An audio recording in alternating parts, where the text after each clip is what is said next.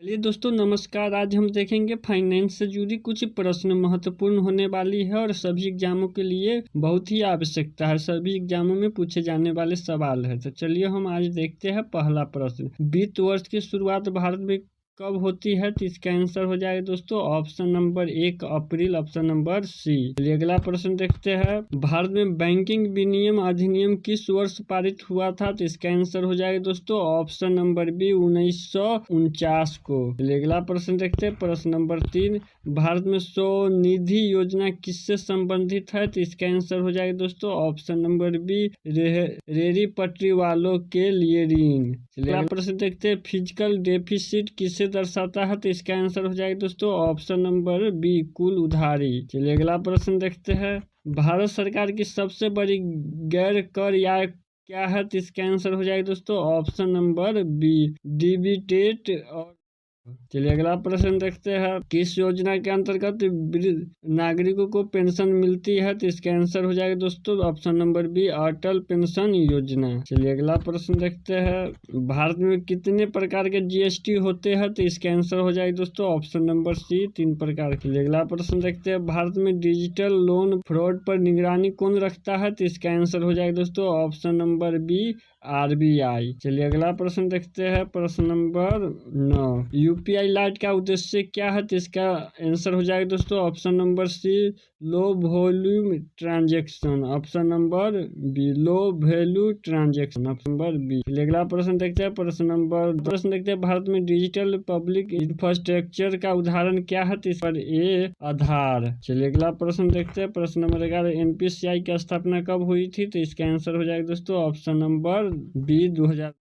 अगला प्रश्न देखते हैं। डिजिटल रुपया किस प्रकार की मुद्रा है? तो इसका आंसर हो जाएगा दोस्तों option number C central bank digital currency. चलिए अगला प्रश्न देखते हैं। भारत में जोमेटो और स्विगी किस तरह के भुगतान प्लेटफॉर्म से जुड़े हैं? तो इसका आंसर हो जाएगा दोस्तों ऑप्शन नंबर ए यूपीआई से। चलिए अगला प्रश्न देखते हैं। भारत में सबसे ज्यादा टैक्स देने वाला राज्य कौन सा है? तो इसका आंसर हो जाएगा दोस्तों ऑप्शन नंबर बी महाराष्ट्र। चलिए अगला प्रश्न देखते हैं। क्रेडिट रेटिंग किसके लिए दी जाती है? तो इसका आंसर हो जाएगा दोस्तों ऑप्शन नंबर बी कंपनियों के लिए। चलिए अगला प्रश्न देखते हैं। प्रश्न नंबर 16, एसआईपी किससे जुड़ा शब्द है? तो इसका आंसर हो जाएगा दोस्तों option number be mutual fund निवेश है। चलिए अगला प्रश्न देखते हैं। मुद्रा योजना में कितने प्रकार के ऋण है? तो इसका आंसर हो जाएगा दोस्तों ऑप्शन नंबर बी 3 प्रकार के। चलिए अगला प्रश्न देखते हैं।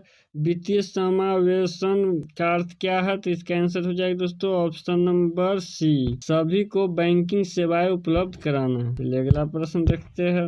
भारत का वित्तीय वर्ष समाप्त होता है? तो इसका आंसर हो जाएगा दोस्तों ऑप्शन नंबर सी 31 मार्च को। चलिए अगला प्रश्न देखते हैं। भारत में एनपीसीआई का मुख्यालय कहाँ है? तो इसका आंसर हो जाएगा दोस्तों ऑप्शन नंबर बी मुंबई में, ऑप्शन नंबर बी मुंबई में। चलिए दोस्तों अगला प्रश्न देखते हैं। वित्त मंत्रालय का अधीन कितने विभाग होते हैं? तो इसका आंसर हो जाएगा दोस्तों ऑप्शन नंबर सी 5। अगला प्रश्न देखते हैं। जीएसटी की सबसे ऊंची दर कितनी है? तो इसका आंसर हो जाएगा दोस्तों ऑप्शन नंबर सी 28। चलिए अगला, कौन सा खाता व्यापारियों द्वारा अधिक उपयोग होता है? कौन सा खाता व्यापारियों द्वारा अधिक उपयोग होता है? तो इसका आंसर हो जाएगा दोस्तों चालू खाता यानी करेंट। चलिए अगला प्रश्न देखते हैं। माइक्रो फाइनेंस किसको दिया जाता है? तो इसका आंसर हो जाएगा दोस्तों ऑप्शन नंबर बी गरीब और निम्न आय वर्ग। अगला प्रश्न देखते हैं। सीआरआर का मतलब क्या होता है दोस्तों? तो इसका आंसर हो जाएगा दोस्तों option number A cash reserve ratio, option number A. अगला प्रश्न देखते हैं। भारत में मुद्रा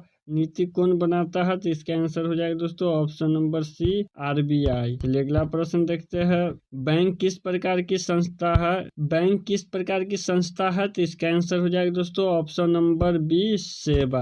चलिए अगला प्रश्न देखते हैं। प्रश्न नंबर 28, बैंक खाता खोलने के लिए न्यूनतम कितना होना चाहिए? तो इसका आंसर हो जाएगा दोस्तों 10 वर्ष, ऑप्शन नंबर बी। चलिए अगला प्रश्न देखते हैं। भारत में आर्थिक जनगणना कौन करता है? तो इसका आंसर हो जाएगा दोस्तों ऑप्शन नंबर ए एनएसओ। चलिए अगला प्रश्न देखते हैं। भारत में सबसे पहले किस बैंक ने यूपीआई सुविधा दी थी? तो इसका आंसर हो जाएगा दोस्तों ऑप्शन नंबर डी एसबीआई। चलिए अगला प्रश्न देखते हैं। भारत में डिजिटल इंडिया अभियान किस वर्ष शुरू हुआ था? तो इसका आंसर हो जाएगा दोस्तों ऑप्शन नंबर बी 2015 में। चलिए अगला प्रश्न देखते हैं। मुद्रा योजना चलिए अगला प्रश्न देखते हैं, मुद्रा योजना के तहत किसे शिशु ऋण मिलता है? तो इसका आंसर हो जाएगा दोस्तों ऑप्शन नंबर बी 50,000 तक। चलिए अगला प्रश्न देखते हैं, भारत सरकार की पहली महिला वित्त मंत्री कौन बनी? तो इसका आंसर हो जाएगा दोस्तों option number B Nirmala Sitharaman. चलिए अगला प्रश्न देखते हैं, EMI का फुल फॉर्म क्या है दोस्तों? तो इसका आंसर हो जाएगा दोस्तों option number B easily monthly instalment, option number B. चलिए अगला प्रश्न देखते हैं, भारत में सबसे बड़ी बीमा कंपनी कौन सी है? तो इसका आंसर हो जाएगा दोस्तों LIC, ऑप्शन नंबर सी। चलिए अगला प्रश्न देखते हैं, किस कर को अप्रत्यक्ष कर कहा जाता है? तो इसका आंसर हो जाएगा दोस्तों ऑप्शन नंबर बी GST। चलिए अगला प्रश्न देखते हैं, भारत का सबसे पुराना बीमा कानून कौन सा है? तो इसका आंसर हो जाएगा दोस्तों ऑप्शन नंबर ए बीमा अधिनियम 1938। चलिए अगला प्रश्न देखते हैं, निवेश पर रिटर्न को क्या कहा जाता है? तो इसका आंसर हो जाएगा दोस्तों ऑप्शन नंबर बी लाभ। चलिए अगला प्रश्न देखते हैं, मुद्रा योजना किस मंत्रालय के अंतर्गत आती है? तो इसका आंसर हो जाएगा दोस्तों ऑप्शन नंबर बी MSME मंत्रालय, ऑप्शन नंबर बी। चलिए अगला प्रश्न देखते हैं, UPI पिन कितने अंकों का होता है? तो इसका आंसर हो जाएगा दोस्तों 6 अंक और 4 अंक दोनों का। ऑप्शन नंबर ए और बी दोनों होगा, ऑप्शन नंबर ए प्लस सी दोनों क्या राइट आंसर हो जाएगा। अगला प्रश्न देखते हैं, चलिए अगला प्रश्न देखते हैं, भारत में वित्त आयोग कितने वर्षों पर गठित होता है? तो इसका आंसर हो जाएगा दोस्तों ऑप्शन नंबर सी 5 वर्षों में। चलिए अगला प्रश्न देखते हैं, कौन सा टैक्स राज्य सरकार वसूलती है? तो इसका आंसर हो जाएगा दोस्तों ऑप्शन नंबर बी GST का SGST हिस्सा। चलिए अगला प्रश्न देखते हैं, EPF की राशि किसे मिलती है? तो इसका आंसर हो जाएगा दोस्तों ऑप्शन नंबर बी नौकरी पेशा। चलिए अगला प्रश्न देखते हैं, भारत में डिजिटल भुगतान वृद्धि की निगरानी कौन करता है? तो इसका आंसर हो जाएगा दोस्तों option number B NPCI, option number B. चलिए अगला प्रश्न देखते हैं, अगला प्रश्न देखते हैं, इंडिया पोस्ट पेमेंट बैंक किसके अंतर्गत आता है? तो इसका आंसर हो जाएगा दोस्तों ऑप्शन नंबर बी डाक विभाग। चलिए अगला प्रश्न देखते हैं, किसे बैंकों का बैंक कहा जाता है? तो इसका आंसर हो जाएगा दोस्तों RBI, ऑप्शन नंबर बी। चलिए अगला प्रश्न देखते हैं, भारत में बीमा नियामक कौन है? तो इसका आंसर हो जाएगा दोस्तों option number C IRDAI, option number C. Small finance bank किस उद्देश्य से बनाए गए हैं? तो इसका आंसर हो जाएगा दोस्तों ऑप्शन नंबर बी ग्रामीण छोटे कारोबार को सेवाएं देने के लिए। चलिए अगला प्रश्न देखते हैं, भारत में बीमा क्षेत्र में FDI